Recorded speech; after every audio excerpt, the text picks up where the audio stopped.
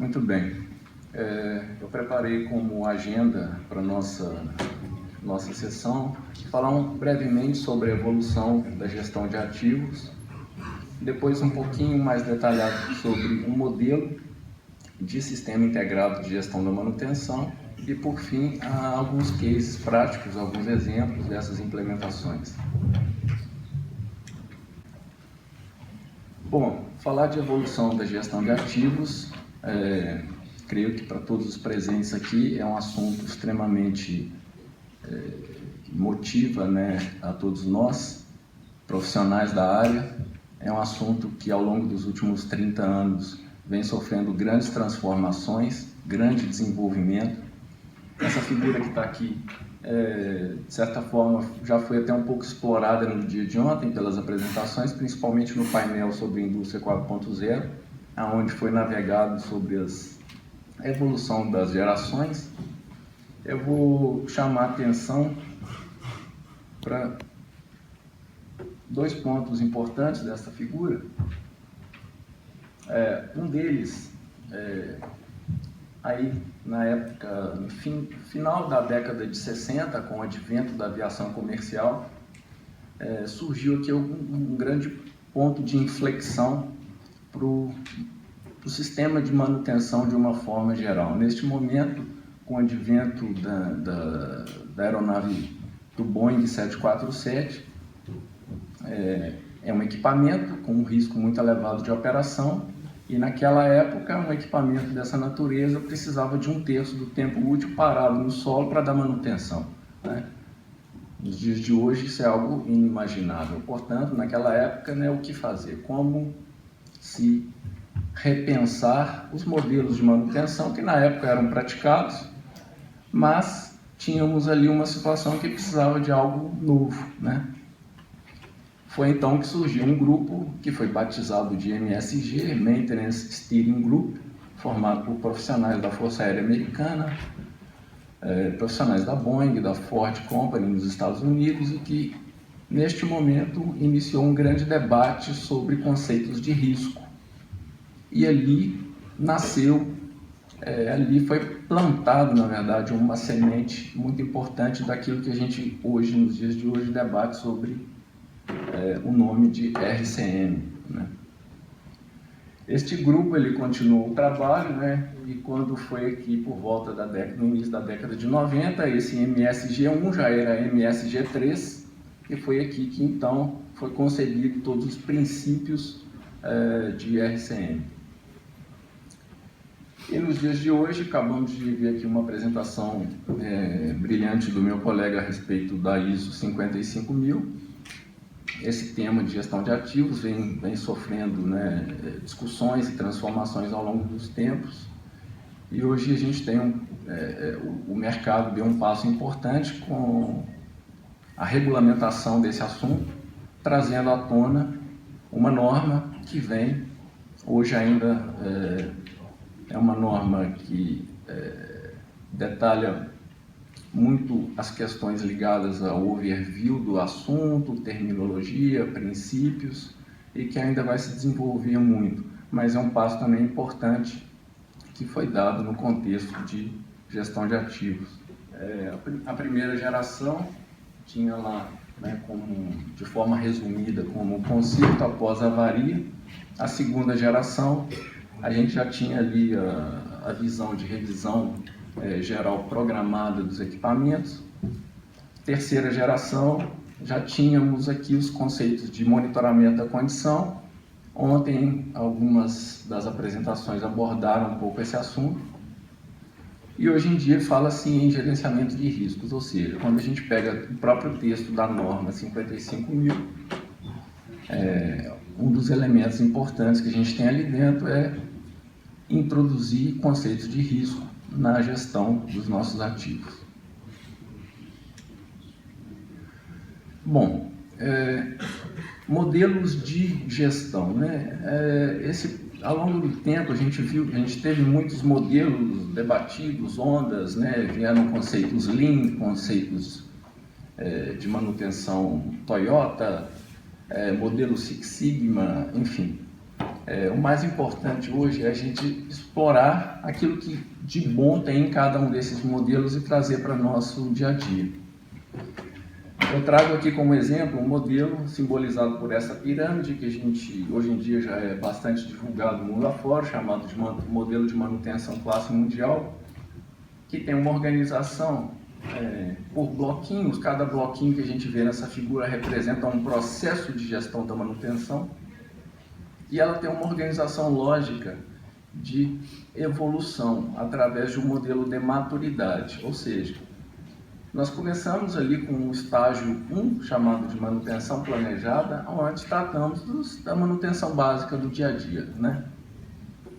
Não adianta querermos sonhar em correr uma maratona se a gente não consegue andar. Primeiro temos que galgar estágios até chegarmos no nível de excelência.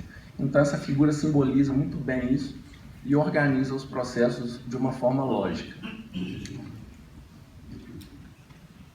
Portanto, a gente vai do estágio 1, né, que é o dia a dia, passamos pelo estágio 2, onde falamos da manutenção proativa, onde temos aqui já a integração de tanto do modelo dos métodos de preventiva quanto preditiva. Evoluímos para o estágio 3, onde temos princípios de descentralização das atividades de manutenção. Começamos a envolver a operação para dar apoio nas atividades de manutenção. Chegamos no nível de engenharia de confiabilidade, onde aí sim temos condição de começar a falar em aumento do ciclo de vida do equipamento, até chegarmos no topo da pirâmide, nível completo de gestão de ativos, onde aí sim a gente tem todo o modelo de manutenção integrado na estratégia da companhia. Portanto, essa figura, eu gosto muito dessa figura, pois ela organiza de uma forma muito simples e prática todos os assuntos que a gente trata no universo da manutenção. Dentro das jornadas aqui, ouvimos diversas apresentações sobre elementos que estão aqui apresentados, né? A chave é como chegar lá, né? Muitas empresas ambicionam trabalhar confiabilidade, querem chegar no nível de confiabilidade, mas precisam compreender que existe um caminho a ser trilhado até chegarmos nesse estágio. Uma forma diferente até de fazer a leitura dessa figura, da pirâmide, pode ser vista através dessa figura. Observe que a gente tem aqui um foco, né? Quantas organizações ainda hoje têm um foco muito em reparações. Quando a gente tem um cenário desse tipo, normalmente a manutenção é vista como um custo. O top management da empresa encara que manutenção é custo, né? O gestor da manutenção tem uma luta inglória para conseguir fazer suas melhorias, né? Implementar seus processos, porque é sempre custo, né? E todo mundo ambiciona, principalmente os profissionais da manutenção, que esta visão de manutenção é um custo migre para o modelo de que a manutenção ela é um investimento. Como quebrar isso? Como sair deste cenário e chegar para um cenário onde ela é vista e tratada como um investimento? Essa é uma pergunta bastante difícil de ser respondida. Muitos profissionais que estão aqui devem, no dia a dia, tentar, né, tem um desafio nas organizações que vocês trabalham de tentar fazer essa mudança. A resposta, claro, não é uma resposta simples, mas ela tem um princípio que eu vou tentar passar para vocês aqui. Quando a gente tem um cenário desse tipo, normalmente o modelo de manutenção que a organização aplica, ela é baseada puramente na experiência técnica dos profissionais que existem ali. Portanto, os meus planos de manutenção são oriundos das experiências práticas. Isso é ruim? Não é ruim. É o que tem. Sair deste modelo e migrar para um modelo de confiabilidade e risco, eu preciso começar a olhar dados, olhar números, entender falhas, fazer algumas análises, fazer algumas estatísticas. Portanto, a chave para se mudar deste modelo de manutenção é um custo para manutenção e investimento, ela passa por a gente migrar de um modelo qualitativo de gestão para um modelo quantitativo de gestão. Então, esse é um princípio muito interessante, que quando a gente volta na figura anterior da pirâmide da manutenção, à medida que a gente vai galgando níveis de maturidade, isso vem sendo acompanhado por dados. O modelo ele vai migrando de um modelo qualitativo para um modelo quantitativo. Bom, essa figura também, imagino que seja já de conhecimento de todos aqui, a famosa curva PF da falha potencial e falha funcional, né? Ou seja, o que essa figura representa? Aqui a gente tem no eixo Y a condição do equipamento versus o tempo aqui no eixo X. Nenhum equipamento falha assim, instantaneamente. Ele começa a dar sinais para a gente de que tem algo errado. E compete a capacidade da organização de perceber esses sinais de falha. Ou seja, o equipamento ele começa a vibrar de uma forma excessiva, ele começa a apresentar um ruído diferente, ele começa a aquecer de uma forma anormal, ou seja, sinais o equipamento começa a dar para a gente e cabe à equipe de manutenção ter capacidade de perceber isso e agir antes que esta falha potencial se torne uma falha funcional. E no dia a dia da manutenção, né, essa figura, aqui a gente tem um pulo do gato, né, como a gente diz no Brasil, que é um ponto-chave para entender a integração dos métodos de manutenção. Quando a gente fala na operação, modelos de TPM, checklist da operação, o operador, claro, o operador ele está próximo da máquina, ele é a pessoa, em tese, que está mais próximo de perceber que algo errado está acontecendo. Só que ele usa o quê? Ele usa os 5 sensos, ele usa a visão, o tato, a audição que ele tem. Então, quando o ser humano começa a perceber que tem algo errado com o equipamento, normalmente eu já estou muito próximo do meu ponto de falha funcional. Portanto, a minha capacidade, o meu tempo de reação, ele é muito reduzido. Mas não deixa de ser um método importante que a gente deve ter na nossa organização e a gente já vai entender o porquê disso. Quando eu começo a introduzir técnicas preventivas, além de eu ter um mecânico, um eletricista, ou seja, um profissional especializado, esta inspeção que normalmente é feita, ela tem uma acuracidade melhor. Não é uma operação não é simplesmente uma inspeção de um operador que viu que tem algo errado. Ele é um profissional especializado, formado para tal, e ele vai fazer uma inspeção do equipamento. A probabilidade dele perceber que existe algo errado, ela é um pouquinho mais antecipada do que do operador. As técnicas de manutenção preditiva nos permitem antecipar ainda mais, né, a identificação de que existe algo errado. Quando eu faço uma análise de óleo de um equipamento, eu consigo predizer qual é o tempo que esse equipamento pode vir a entrar em estado de falha. Portanto, eu consigo dar mais um passo no sentido de antecipar a ocorrência. E quando eu falo de monitoramento da condição, eu tenho a minha ferramenta com a maior capacidade de detecção de que existe algo errado. Se eu tenho sensores, se eu tenho sistemas que me permitem identificar tendências, eu consigo, com bastante antecedência, perceber isso e agir de forma a evitar que o meu equipamento chegue no ponto final aqui de falha funcional, né? Bom, esses são os métodos comuns de manutenção que são aplicados por aí afora. Como é que eu faço? Eu uso o que então? será que faz sentido eu instalar monitoramento da condição para o meu parque industrial como um todo? Será que o custo para isso justifica? É aí que entra em cena um aspecto que também já foi apresentado por alguns dos colegas aqui, chamado de criticidade do ativo.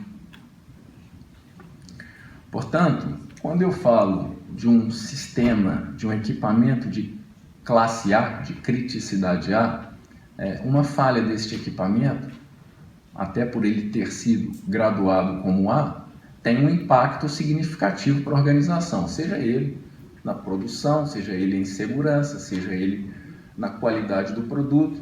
Portanto, equipamentos que são de criticidade mais elevada, eu devo investir aquilo que eu tenho de melhor em termos de recursos. Portanto, equipamentos classe A, eu uso as técnicas mais acima do meu gráfico. Criticidade B no meio do caminho e criticidade C mais ao final. Preciso implementar todos os processos. A figura da pirâmide, ela mostra lá todos os processos pertinentes a um sistema de gestão da manutenção. Eu preciso implementar tudo aquilo em todas as organizações? A resposta é não. Eu devo olhar para o risco associado do meu negócio, ou seja, dar manutenção num armazém é diferente de dar manutenção numa aeronave. Portanto, quanto maior é o risco, maior é o nível de investimento em gestão que eu devo ter.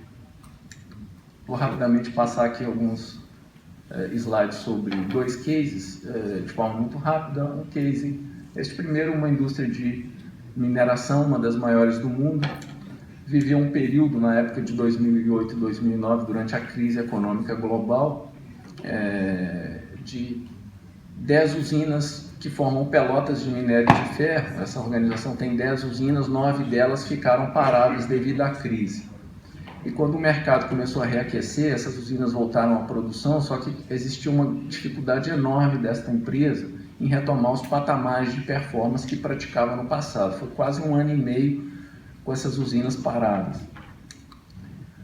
Fizemos um diagnóstico do modelo de manutenção, de como estavam as práticas, e encontramos 2 gaps extremamente relevantes para eles, que estavam ali associados à base, à manutenção do dia a dia, que era ligado à sistematização da manutenção e a parte de planeamento e programação. Implementamos grupos de melhoria com técnicas Seis Sigma, rotinas de gestão à vista, acompanhamento de indicadores, essa organização básica do dia a dia, além de um bom processo de planeamento das grandes paragens, porque envolvem recursos enormes, terceiros, risco associado à produção, enfim. E essa abordagem, ou seja, atuando apenas na base da pirâmide, como vocês viram, nos proporcionou uma redução de 55% das paragens corretivas e de 52% nas paragens operacionais. Um outro case também bastante interessante diz respeito a uma empresa metroviária no Brasil, de uma grande capital brasileira, que por ser uma concessão pública, o investimento feito pela empresa detentora da concessão é elevadíssimo no primeiro momento, portanto, o retorno do capital empregado precisa acontecer de forma significativa para manter o negócio, para que ele seja saudável economicamente, né? E tinha um grande problema de eficiência operacional nessas operações deste metrô. Aplicamos também o modelo, né, da pirâmide, onde aqui é um ponto muito interessante, que é uma análise de produtividade da mão de obra, que nós chamamos disso de range time, que quer dizer o tempo do mecânico fazendo a atividade fim dele dentro da empresa, ou seja, ao longo da jornada de trabalho de um mecânico, da hora que ele chega na empresa, a hora que ele sai, qual é a produtividade que ele tem ao longo do dia? Existem deslocamentos, existem preparações para atividade, reuniões, enfim, uma série de coisas. Agora, qual é o tempo que o mecânico está efetivamente executando essa atividade fim dele. Então, essa foi uma grande abordagem que a gente teve que trabalhar neste cliente, também com soluções de PDCA e SDCA para melhorar e manter as rotinas. Aplicamos as técnicas de FMEA para revisão dos planos de manutenção, ou seja, desde a construção da hierarquia de equipamentos, passando pela construção da FMEA, até a revisão completa dos planos de manutenção para depois ser abastecido no CMMS da empresa. E como resultados, um incremento de 58% na produtividade da mão de obra. Bom, esses foram dois exemplos rápidos aqui, o meu tempo já se esgotou. Agradeço a atenção de todos e, em caso de dúvidas, comentários, estarei à disposição para qualquer debate. Muito obrigado.